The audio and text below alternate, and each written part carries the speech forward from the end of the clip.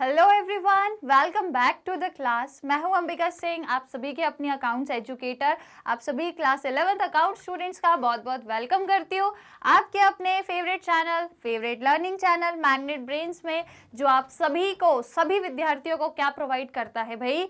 100% free education. जी हाँ, वो भी हाई क्वालिटी कंटेंट के साथ। यहाँ पर हम आपको सीबीएसई बोर्ड के कोर्स तो कवर कराते ही हैं, आपको पता ही है कि नहीं? और ये भी पता होना चाहिए कि यहाँ पर हम आपको अदर स्टेट बोर्ड के कोर्स भी कवर कराते हैं, जैसे कि Delhi, Bihar, UP, MP and Rajasthan board. ठीक है। और यदि आप ई बुक्स या फिर ई नोट्स को अवेल करना चाहते हो अपनी लर्निंग को और भी ज़्यादा बेहतर बनाने के लिए, और भी ज़्यादा आसान बनाने के लिए, तो बिल्कुल आसानी से आप अवेल कर सकते हो। डिस्क्रिप्शन बॉक्स में जाना, नीचे आपको एक लिंक मिल जाएगी, वहाँ से आपको पूरी इन्फॉर्मेशन मिल जाएगी कि कैसे आप ई बुक्स और ई नोट्स भी अवेल कर सकते हैं। राइट स्टूडेंट्स, देखो आपको पता ही है कि भाई इंग्लिश मीडियम के कोर्सेज हम आपको केजी से क्लास 12 तक के प्रोवाइड करते हैं। इवन हिंदी मीडियम के कोर्सेज आपको मिल जाएंगे फ्रॉम क्लास 6 टू क्लास 12, ये भी आप जानते हैं बढ़िया तरीके से। बस आपको करना क्या है, फटाफट से हमारे चैनल को सब्सक्राइब करना है, क्योंकि भाई हम चैनल के माध्यम से ही आप तक फ्री एजुकेशन हम प्रोवाइड कराते हैं। आप तक फ्री एजुकेशन हम चैनल के माध्यम से ही पहुंचाते हैं। तो ज़रूरी है आप लोग के लिए क्या, चैनल को सब्सक्राइब करना। तो फटाफट से कर दीजिए, क्योंकि यदि आप अपना फुल कंप्लीट ऑर्गेनाइज कोर्स यदि फ्री ऑफ कॉस्ट में ऑनलाइन तरीके से यदि लेना चाहते हो, तो वो आप सिर्फ यहीं से ले सकते हो। पूरी इंडिया में केवल मैग्नेट ब्रेन्स ही ऐसा प्लेटफॉर्म है जो आपको ये फैसिलिटी प्रोवाइड करता है। यहाँ पर आपको अपने जो भी आपकी क्लास है, आपकी क्लास के हर सब्जेक्ट के, हर चैप्टर के, हर एक टॉपिक का काफ़ी डिटेल एक्सप्लेनेशन मिलेगा। टॉपिक वाइज आपको सारे चैप्टर्स मिलेंगे और क्वेश्चंस भी मिलेंगे, काफ़ी सारे प्रैक्टिस क्वेश्चंस, एक्सरसाइज के questions, multiple choice questions, assertion, reason और भी बहुत कुछ। ये सब कुछ आपको एब्सोल्युटली फ्री ऑफ कॉस्ट में हम प्रोवाइड कराते हैं, वो भी सभी स्टूडेंट्स को घर बैठे बैठे ऑनलाइन मोड पर। तो बस जुड़े रहना है, बस चैनल के साथ, कोई सब्सक्रिप्शन नहीं लेना है, सिर्फ आपको चैनल से जुड़े रहना है, कनेक्टेड रहना है, जिसके लिए क्या करना पड़ेगा, हमारे चैनल को सब्सक्राइब करना पड़ेगा। तो फटाफट से कर लीजिए और आज की क्लास को जल्दी से लाइक शेयर कर दो। फटाफट से क्लास को लाइक शेयर करना है, फिर आज की अमेजिंग हम लोग अपनी जो क्लास है इसे स्टार्ट करेंगे। So as you know that we are discussing our chapter number 15, जिसका नाम क्या है, डेप्रिसिएशन। ऑलरेडी ये चैप्टर मैंने स्टार्ट करा दिया है।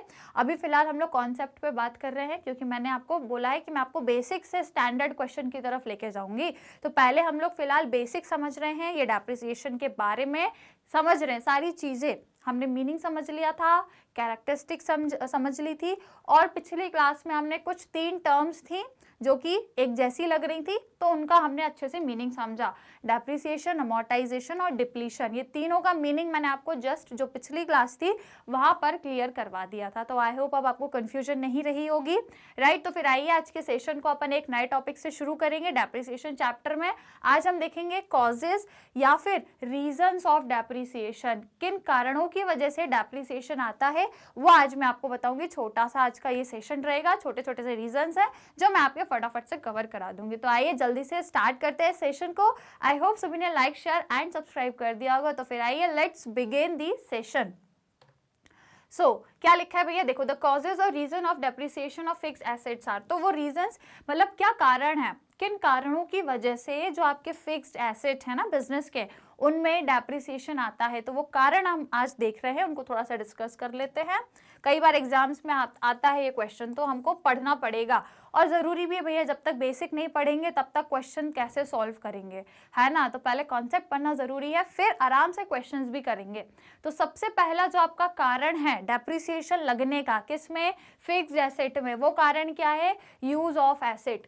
भाई जब भी कोई एसेट खरीदते हो, यदि मैं आपको एग्जांपल दूं, आप कुछ भी खरीदते हो, कार, कोई गैजेट, मोबाइल फोन, है ना, कोई भी आप फर्नीचर है, जो भी एसेट कुछ भी खरीद रहे हो, घर में लाके रखने के लिए तो खरीदते नहीं है, उसका हम कंटिन्यूअसली यूज करते हैं ना। घर में फ्रिज लिया होगा भैया, यूज होता है। घर में आपने मिक्सर ग्राइंडर लिया होगा भैया, वो डेली यूज हो रहा होगा। कार खरीदी है, डेली यूज हो रही है। आपने स्कूटी खरीदी है, डेली यूज हो रही है।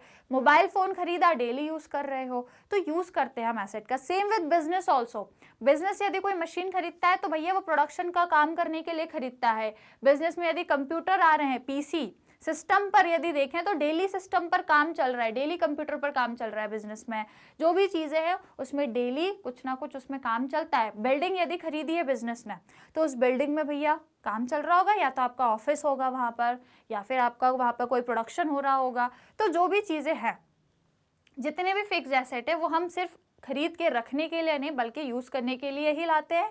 तो यूज़ करते करते करते करते कहीं ना कहीं थोड़े थोड़े डैमेज होने लगती हैं चीज़ें, डैमेजेस होने लगते हैं यूज़ की वजह से। वो चीज़ों की जो कीमत है उतनी नहीं रह जाती है, चीज़ फिर उतनी फ्रेश नहीं रहती है, फिर क्या हो जाती है, डैमेज होने लगती है। तो वही यहाँ पे लिखा है, use of asset leads to its wear and tear. Wear and tear मतलब उसके इस्तेमाल से, है ना, किसी भी एसेट के इस्तेमाल से उसकी क्वालिटी पर उतना वो मतलब आप कह सकते हो उसकी क्वालिटी फिर उतनी इफेक्टिव नहीं रह जाती है, उसकी क्वालिटी फिर क्या हो जाती है, गिर जाती है ना। वो जैसा स्टार्टिंग में था, डे 1 पे जैसा था वैसा नहीं रह जाता है। वियर एंड टियर यूज के कारण, यूज कर करके उसको हम थोड़ा थोड़ा डैमेज कर ही देते हैं, है ना। एंड दस result in decrease in its book value, जिसकी वजह से उसकी वैल्यू में गिरावट आ जाती है, उसकी वैल्यू डिक्रीज हो जाती है।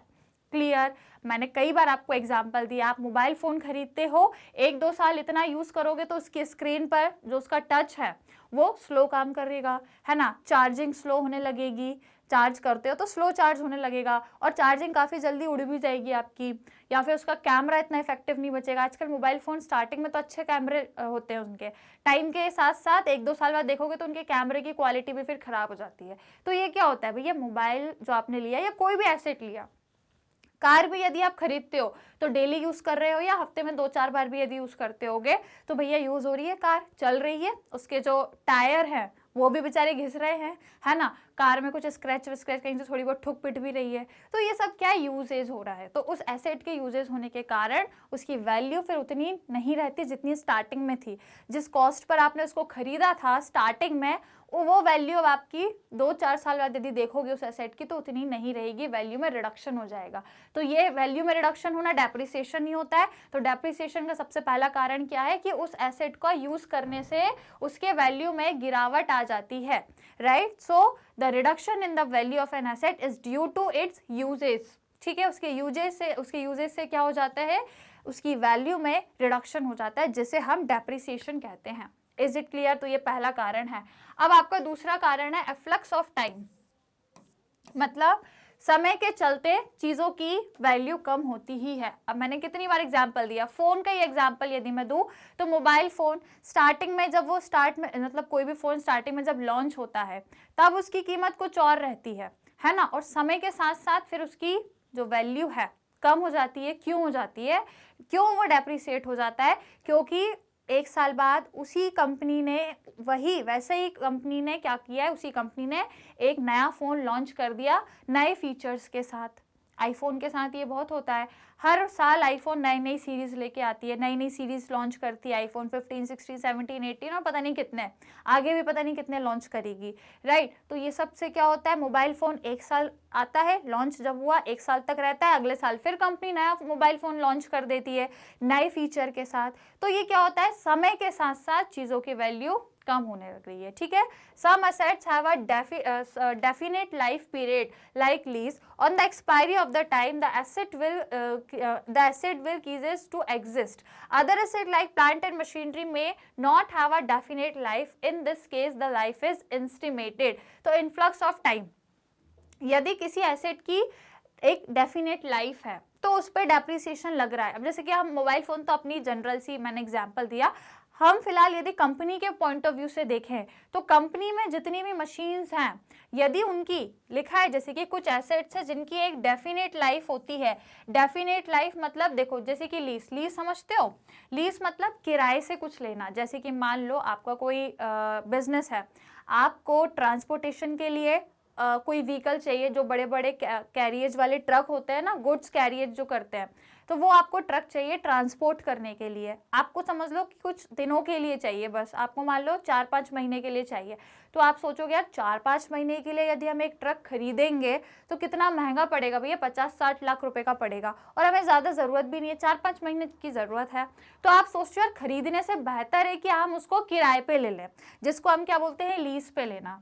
आपने बहुत सारे लोगों को लीज पे लेते हुए देखा होगा। कुछ लोग बिल्डिंग ले लेते हैं लीज पर, जैसे कि कई बार क्या होता है कि यदि अपनी कंपनी है, कंपनी की यदि जो बिल्डिंग है वो रिपेयर हो रही है, तो कंपनी कुछ दिन के लिए दूसरी कंपनी में अपने ऑफिस को शिफ्ट कर देती है और दूसरी जो बिल्डिंग उसने ली है जिसमें वो ऑफिस शिफ्ट कर रही है वो उसको किराए पे ले लेती है कि यार 2-4 महीने की बात है, 2-4 महीने के लिए अपनी कंपनी को दूसरी बिल्डिंग में शिफ्ट कर देते हैं ताकि अपनी एक जो बिल्डिंग है वो रिपेयर हो सके। तो उस रिपेयर के काम को करने के लिए 2 महीने के लिए हम अपने ऑफिस को दूसरी बिल्डिंग में शिफ्ट कर देते हैं और वो जो दूसरी बिल्डिंग आपने ली है, खरीदोगे तो नहीं यार, आप 2 महीने के लिए कोई नई बिल्डिंग थोड़ी खरीदोगे, आप सोचते हो किराए पे ले लेते हैं ऐसी कोई छोटी मोटी बिल्डिंग, 2 महीने बाद ऑफिस ठीक हो जाएगा, रिपेयर हो जाएगा तो वापस शिफ्ट हो जाएंगे, राइट। तो ये आपने जो बिल्डिंग ली है वो लीज पर ली है, किराए से ली है, ठीक है। तो जब हम कोई चीज, कोई एसेट हमको परमानेंट जरूरत नहीं है उसकी, सिर्फ कुछ दिन के लिए चाहिए, तो हम उसको किराए से ले लेते हैं, जिसको हम क्या बोलते हैं, लीज पर लेना। तो यदि आपने कोई एसेट लीज पर लिया है तो उस पर कोई डेप्रिसिएशन नहीं लगेगा।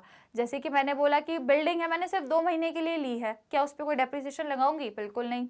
कोई, जैसे मैंने अभी ट्रक का एग्जाम्पल दिया, मैंने ट्रांसपोर्टेशन के लिए एक ट्रक को लीज पर लिया, किराए से ले लिया, तो क्या उस पर डेप्रिसिएशन लगेगा? नहीं लगेगा, मैं तो बस किराया दे दूंगी जिससे मैंने लिया है, ठीक है, जिसको हम क्या बोलते हैं, लीज पर लिया और मैं उसका रेंटल, लीज रेंटल उसको दे दूंगी, राइट। तो ये अलग बात हो गई। लेकिन कुछ ऐसे एसेट्स होते हैं आपके, अदर एसेट, जैसे कि मान लो कोई प्लांट है, कोई मशीनरी है ना, जिसकी एक डेफिनेट लाइफ है, जो आप ही की है, आपने उसको खरीदी है अपने बिजनेस में, जिसकी डेफिनेट लाइफ है, इनकी लाइफ पर, इनकी जो भी एस्टिमेटेड लाइफ है, इस पर क्या लगेगा स्टूडेंट्स? डेप्रिसिएशन लगेगा, राइट। तो इनफ्लक्स ऑफ टाइम, जब तक उसकी लाइफ है, जब तक उस एसेट की लाइफ है, तब तक उस पर डेप्रिसिएशन लगेगा। यदि वो एसेट लीज पर लिया है तो फिर उस पर कोई डेप्रिसिएशन नहीं लग रहा है, हम अपनी साइड से थोड़ी डेप्रिसिएशन लगाएंगे, हम तो उसको वैसे ही किराए से लाए, हम तो किराया दे ही रहे हैं, है ना, उस पर डेप्रिसिएशन नहीं लगेगा। लेकिन यदि आपने कोई एसेट खरीदा है जो आप ही का ही है, तो उसकी जितनी भी लाइफ है, एस्टिमेटेड लाइफ जितनी भी है, 10, 20, 30 साल, जब तक भी वो चलेगा तब तक उस पर डेप्रिसिएशन लगेगा। Is it clear? समझ में आ गया? क्योंकि तब तक आप उसको क्या कर रहे हो, यूज कर रहे हो, उस पर कॉस्ट लग रही है, उस पर कॉस्ट लग रही है, उस पर आप यूज कर रहे हो, दैट इज वाई आपका डेप्रिसिएशन चार्ज किया जाता है। Is it clear? समझ में आया? बढ़िया तरीके से आगे बढ़े। फिर ये हो गए आपके 2 रीजन। अब आओ नंबर 3 पे। तीसरा रीजन क्या है आपके डेप्रिसिएशन का? तो तीसरा है आपका ऑब्सोलेंस। ऑब्सोलेंस का क्या मतलब होता है कि भैया किसी नए चीज के आ जाने से पुरानी चीज आउटडेटेड हो जाती है। अब जैसे कि बहुत कॉमन है मोबाइल फोन का ये एग्जांपल, नया मोबाइल फोन यदि कंपनी लॉन्च कर देती है तो पुराना आउटडेटेड हो जाता है ना। आजकल ये सब टेक्नोलॉजिकल डेवलपमेंट इतना हो रहा है, हर चीज में इतने जल्दी अपडेट आ जाती है, इतने जल्दी नई नई चीजें, अपडेटेड वर्जन सभी चीजों का इतने जल्दी आ जाता है, नए फीचर के साथ नई चीजें इतने जल्दी लॉन्च होती है। ऑटोमोबाइल्स ले लो या आपके मोबाइल फोन ले लो, हर जगह नया सब कुछ आने लगा है, जिसकी वजह से 1-2 साल में पुरानी चीज की वैल्यू खत्म हो जाती है, क्योंकि नई चीजें लॉन्च हो जाती है। तो हर व्यक्ति यही चाहता है कि यार हम अपडेटेड चीज लेना, हम क्यों आउटडेटेड 2 साल पुराना लॉन्च हुआ हम प्रोडक्ट क्यों लें, आज जो ट्रेंड में है हम उसे ही लेंगे। तो इस वजह से सभी कस्टमर फिर नई चीज की तरफ भागते हैं। अब बिजनेस में भी हम हमेशा भाई अच्छी मशीन ही लाएंगे ना, जो अपडेटेड मशीन होगी वही लाएंगे, पुराना क्यों लेके आएंगे। यदि बिजनेस को बिल्डिंग खरीदनी होगी तो वो भी सोचिए यार एकदम नई फ्रेश बिल्डिंग खरीदी जाए, पुरानी बिल्डिंग क्यों खरीदे हम, राइट। समझ में आया, राइट। तो यही है आपका, जिस वजह से क्या होता है, डेप्रिसिएशन हो जाता है। जैसे कि इट मीन्स, अब यदि हम बिजनेस के पॉइंट ऑफ व्यू से देखें, ये तो मैंने आपको नॉर्मल अपने एग्जाम्पल बताया, यदि बिजनेस के एग्जाम्पल से देखूं तो जो आपके एसेट्स हैं, कोई मशीन है ना, कोई मशीन है, ज़्यादातर ये टेक्नोलॉजिकली जो आपके वो होते हैं, टेक्नोलॉजिकल डेवलपमेंट होते हैं, इनकी वजह से ये चीज़ें होती है। जैसे कि कोई मान लो कोई टेक्नोलॉजी है, कोई मशीन है, आपने 1 साल 2 साल अपने बिजनेस में रखी, अब आपने देखा यार एक नई मशीन आई है, नई अपडेटेड नई फीचर्स के साथ कोई दूसरी मशीन आई है, आपने सोचा चलो उसको अपन खरीद लेते हैं। अब आपकी मशीन हो गई है भैया 2-3 साल पुरानी, आपने सोचा चलो इसको अपन सेल कर देते हैं, तो अब उसकी इतनी वैल्यू नहीं मिलेगी मार्केट में, क्यों? क्योंकि ऑलरेडी नई मशीन आ चुकी है। अब आप जिसको बेचोगे वो बोलेगा यार ये तो अब आउटडेटेड है, यदि आप इसको बेचोगे तो मैं कम कीमत में ही खरीदूंगा, इसको इतनी वैल्यू में नहीं खरीदूंगा जितनी की ये होनी चाहिए। क्यों? क्योंकि ऑलरेडी एक नई अपडेटेड आ गई है। तो आप भी अपडेटेड खरीदना चाहते हो, जो नई आई है उसको खरीदना चाहते हो, इसलिए तो आप पुरानी बेच रहे हो। ये सब बाइक के साथ या कार के साथ भी बहुत होता है, कार नई नई लॉन्च हो जाती है तो आप पुरानी सोचते हैं इसको हटाओ, राइट। तो यही आपका रीजन है जिसको हम बोलते हैं ऑब्सोलेंस। तो it means a state when an asset become obsolete. तो वो ऑब्सोलेट होना मतलब आउटडेटेड हो जाता है ना। ऑब्सोलेट होना मतलब आउटडेटेड हो जाता है। वो क्यों हो जाता है? Due to product of better quality being available, क्योंकि अब हमारे पास वही प्रोडक्ट या वही एसेट जो है बेटर क्वालिटी का आ चुका है। जैसे कि मैंने मोबाइल फोन का एग्जांपल दिया है ना, नया लॉन्च हो चुका है जिसमें नए फीचर हैं, है ना, नई नई चीज़ें हैं, उसमें एकदम अपडेटेड है। जैसे कि आजकल ये नहीं 4G 5G, 4G से 5G की तरफ हम जा रहे हैं, फिर आगे जाके 5G से 6G भी आ जाएगा, 7G 8G पता नहीं कितना कितना आएगा, राइट। तो ये सब क्या है? अपडेट मतलब सारी चीज़ें अपडेटेड होती रहती है, बेटर क्वालिटी की चीज़ें आने लगी है। तो हम यही सोचते हैं कि हम बेटर क्वालिटी पे लेंगे ना, पुरानी चीज़ क्यों लें। तो इसीलिए आपके जो एसेट है वो ऑब्सोलेट आउटडेटेड हो जाते हैं, क्योंकि अब बेटर क्वालिटी अवेलेबल है। तो फिर आपके एसेट की उतनी कीमत नहीं रह जाती, ऑटोमेटिकली वो डेप्रिसिएट हो जाता है ना। If a better machine comes in the market, old machine may have to be scrapped even though they are capable of being used, because use of new machinery may lead to lower cost of production। अब इसका कारण ये लिखा हुआ है कि एक better नई मशीन यदि मार्केट में आ गई, कोई नई मशीन नए फीचर्स के साथ, है ना, नई उसमें टेक्नोलॉजी है, सब कुछ नया, बेटर क्वालिटी बहुत अच्छी है, सारी चीज़ें हैं, लॉन्ग लाइफ है, थोड़ी सी सस्ती भी है, मतलब थोड़ी बहुत लॉन्ग लाइफ है, वारंटी उसमें ज़्यादा है, और भी नए नए फीचर्स हैं उसके साथ, ठीक है। तो यदि नई मशीन मार्केट में आई है तो ऑटोमेटिकली जो फिर पुरानी मशीन है वो स्क्रैप्ड हो जाएगी, मतलब वो फिर उसकी जो वैल्यू है बिल्कुल कबाड़े जैसी रह जाएगी। फिर कोई नहीं पूछेगा उसको, कोई भी नहीं पूछेगा, भले ही वो अभी काम कर सकती, भले ही वो उस मशीन में काम हो सकता है, भले वो भी मशीन खराब नहीं हुई है, चल रही है, काम उसमें चल रहा है, लेकिन बात क्या है कि पुरानी मशीन में काम करने में खर्चा ज़्यादा आ रहा है, और यदि नई मशीन लाएंगे तो वो इफेक्टिव है, उसमें खर्चा कम आएगा। पुरानी मशीन में काम करेंगे, ज़्यादा फ्यूल मांगेगी, ज़्यादा इलेक्ट्रिसिटी मांगेगी, है ना, ज़्यादा पावर लगेगा उसमें, जो भी है डीजल से पेट्रोल से जिससे भी मशीन चल रही है, तो वो सब एनर्जी जो है वो ज़्यादा लगेगी, खर्चा ज़्यादा आएगा, फिर रिपेयर भी मांगेगी, पुरानी है तो भैया रिपेयर भी मांगेगी टाइम टाइम पे। परंतु यदि नई मशीन हम देखें तो रिपेयर तो अभी फुर्सत है, 4-5 साल तो कोई रिपेयर नहीं कराना रहेगा। दूसरी बात, इलेक्ट्रिसिटी कम, है ना, फ्यूल उसमें कम लगेगा, जिससे भी चल रही है डीजल पेट्रोल, जो जिस भी एनर्जी से चल रही है वो सब कम। तो नई मशीन यदि हम देखें तो उसमें खर्चा कम आ रहा है और पुरानी में खर्चा ज़्यादा है। भले ही वो पुरानी अभी अच्छी कंडीशन में है, पर वो नई मशीन के आने से अब वो पुरानी हो गई है, भले ही कितनी अच्छी कंडीशन की क्यों ना हो, पर उसको चलाने में अब क्या हो रही है, कॉस्ट ज़्यादा आ रही है, और जो नई मशीन है उसमें कॉस्ट कम आ रही है, ठीक है। बिकॉज यूज़ ऑफ न्यू, नई मशीन यदि आप यूज़ करोगे तो आपको कम कॉस्ट मिलेगा, कम कॉस्ट पे आपका प्रोडक्शन हो जाएगा। पुरानी मशीन ज़्यादा खर्चा ले रही है, प्रोडक्शन पे खर्चा कॉस्ट ज़्यादा आएगा, तो फिर प्रॉफिट उतना नहीं हो पाएगा। लेकिन यदि नई मशीन लेकर आ जाएंगे तो जो कॉस्ट है प्रोडक्शन की वो कम होगी, तो प्रॉफिट ज़्यादा होगा, और हर बिजनेस प्रॉफिट कमाना चाहता है। इसीलिए जब भी क्या हो रही है, न्यू मशीन आ रही है, तो पुरानी ऑटोमेटिकली आउटडेटेड हो गई, ऑब्सोलीट हो गई, जिसको हम क्या बोल रहे हैं, डेप्रिसिएशन। इसकी वजह से डेप्रिसिएशन लग गया, अब ना मार्केट में उसकी इतनी वैल्यू और ना अब आप उसको उतना यूज़ करोगे। Is it clear? क्लियर है भाई, लाइन सभी को समझ आ गई। थर्ड रीजन है ये, ऑब्सोलेटेड मतलब आउटडेटेड हो जाने से चीज़ों की गिरावट, वैल्यू में गिरावट आ गई, नई चीज़ आ गई तो पुरानी की कोई वैल्यू नहीं करता। क्लियर, समझ आया? उसके बाद आपका फोर्थ रीजन है भैया एक्सीडेंट।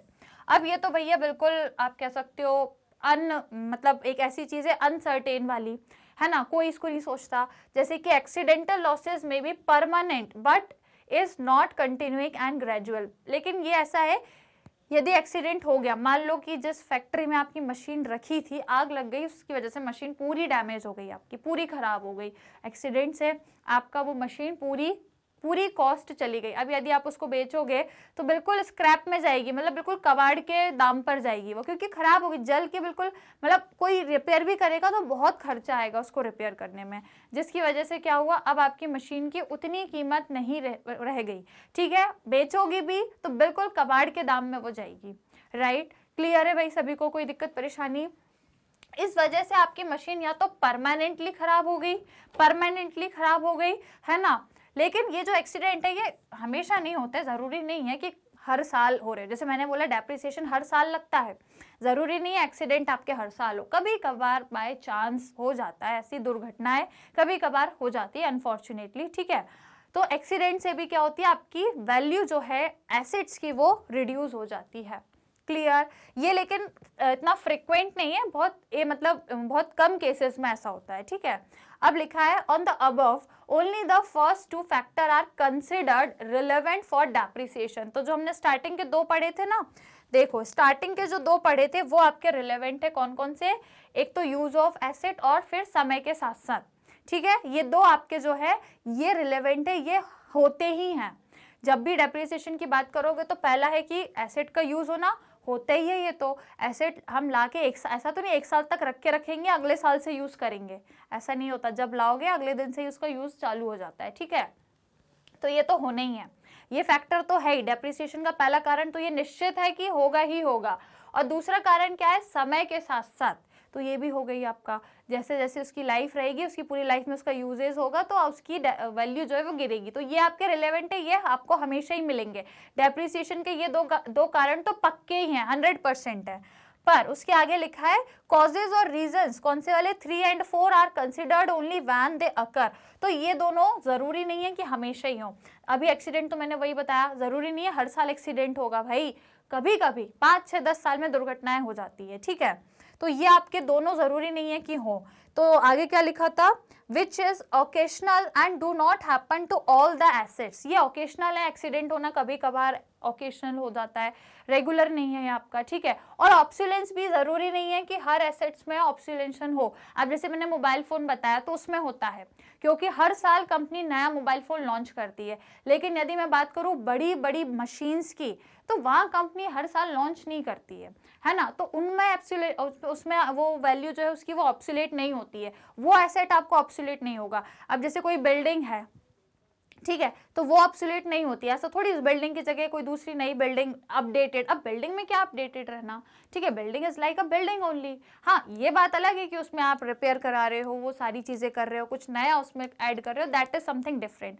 पर यहाँ पे यदि मैं बोलूँ तो सभी एसेट के साथ ऑब्सोलेशन वाला केस नहीं होता। कुछ एसेट होते हैं, जैसे कि मैंने बताया आपको, जो छोटी छोटी मशीन्स हैं उसमें अपडेटेड आ जाती है, उसमें नई नई चीज़ें हो जाती है नए फीचर के साथ। पर बड़ी मशीन्स है, आपकी कोई बड़ी सी बिल्डिंग है, उसमें आपका ये सब नहीं होता कि अपडेटेड वर्जन आ रहा है या कुछ नया लॉन्च हो रहा है। तो ये सभी एसेट्स पर आपका अप्लाई नहीं है, ये दोनों सभी एसेट्स के लिए नहीं है, और ये रेगुलर भी नहीं है, ये इतना रिलेवेंट नहीं माना जाता है जितने आपके ये पहले के 2 हैं। ये सभी एसेट्स पर अप्लाई है और ये रिलेवेंट है सभी पर। लेकिन ये जो है ये इतना रेगुलर नहीं है कि हमेशा ही चीज़ें ऑब्सोलेट हो, हमेशा ही एक्सीडेंट हो, कभी कभार हो जाए और किसी किसी एसेट पर होंगे, सभी पर जरूरी नहीं है ये हो, राइट। तो ये इतना रिलेवेंट आपका नहीं है। 3 और ये 2 पॉइंट्स इतने नहीं है जितने पहले और दूसरे हैं। क्लियर, समझ में आया। तो ये कुछ आपके रीजंस हैं जिसकी वजह से क्या आता है स्टूडेंट्स, डेप्रिसिएशन हो जाता है किसमें, एसेट्स की वैल्यू में। इज इट क्लियर, समझ में आ गए चारों रीजन। तो कभी एग्जाम में आए थ्योरेटिकली तो बढ़िया से आंसर कर लेना, राइट। चलिए, तो आई होप आप लोग को ये रीजन समझ में आ गए होंगे। ये टोटल 4 ही आपके रीजंस थे। I hope it is clear to you. तो बस करना क्या है, यदि सेशन पसंद आया, इंटरेस्टिंग लगा है तो लाइक शेयर जरूर करना है। सभी स्टूडेंट जरूर से क्या करेंगे, सेशन को लाइक शेयर करेंगे और हमारे चैनल को क्या करेंगे, सब्सक्राइब करेंगे। तो बस क्या करना है, चैनल को सब्सक्राइब करना है। और आपको बता दूं कि यही एक ऐसा चैनल है मैग्नेट ब्रेन्स जो आप सभी को हाई क्वालिटी एजुकेशन, वो भी एब्सोल्युटली फ्री ऑफ कॉस्ट में प्रोवाइड कराता है। यहाँ पर हम आपको सीबीएसई बोर्ड के अलावा अदर स्टेट बोर्ड के कोर्सेज भी प्रोवाइड कराते हैं, जैसे कि Delhi, Bihar, UP, MP and Rajasthan board. Even हम यहाँ पर आपको वैदिक मैथ्स, क्रैश कोर्स और स्पोकन इंग्लिश के कोर्सेज भी एब्सोल्युटली फ्री ऑफ कॉस्ट में प्रोवाइड कराते हैं। और कोर्सेज आपको देखना है, आप जाओ यूट्यूब चैनल पर सर्च करोगे मैग्नेट ब्रेन्स तो आपको हमारा चैनल मिलेगा, जहां पर आपको हर सब्जेक्ट की प्लेलिस्ट मिलेगी। उस प्लेलिस्ट में आपको सब्जेक्ट के जितने चैप्टर्स हैं, सभी के जितने भी टॉपिक्स हैं, सबका डिटेल एक्सप्लेनेशन मिलेगा और काफ़ी सारे प्रैक्टिस क्वेश्चंस भी आराम से आपको मिल जाएंगे। बस करना क्या पड़ेगा, चैनल को सब्सक्राइब करना पड़ेगा। इसके अलावा हमारा जो ऐप है इसको भी डाउनलोड कर सकते हो, मोबाइल में डाउनलोड कर लो और वहाँ से भी डायरेक्टली आपको कंप्लीट कोर्स मिल जाएंगे एब्सोल्युटली फ्री, है ना। लिखा है 100% फ्री ऑनलाइन एजुकेशन प्लेटफॉर्म है हमारा, इंडिया का नंबर 1, ठीक है। इसके अलावा आप हमारा वेबसाइट है, यहाँ से भी कोर्सेज आप एक्सप्लोर कर सकते हो। कंप्लीट कोर्स यहाँ पे भी एब्सोल्युटली फ्री ऑफ कॉस्ट में अवेलेबल हैं। और यदि आप ई बुक्स और ई नोट्स अवेल करना चाहते हो स्टूडेंट्स, तो लिंक मिल जाएगी नीचे डिस्क्रिप्शन बॉक्स में दी हुई है, बस आपको जाके चेक करना है। And if you are using another social media platform जैसे YouTube, Facebook, Instagram, Twitter, WhatsApp, तो क्या करना है, इन जो प्लेटफॉर्म्स हैं यहाँ पे भी आप हमें फॉलो करके अपनी लर्निंग को और भी बेहतर बना सकते हो, राइट। तो बस करना क्या है, लाइक शेयर करना है आज के सेशन को और सब्सक्राइब करना है हमारे चैनल को। सेम यही चैप्टर के नेक्स्ट टॉपिक पे हम लोग नेक्स्ट क्लास में बात करेंगे, तो बस आपको जुड़े रहना है मेरे साथ और चैनल के साथ। मिलेंगे नेक्स्ट क्लास में। Till that take care and keep learning.